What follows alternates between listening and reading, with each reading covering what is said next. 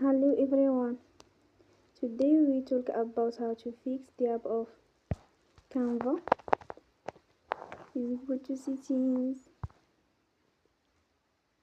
then we click on apps.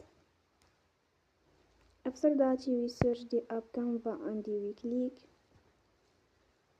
the wheel on for stop. After that we go to storage, then we click on clear cache.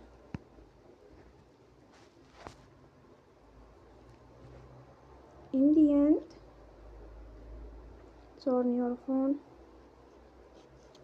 and you will recharge your phone again. Don't forget to support us by like and subscribe. See you next time and thank you for watching.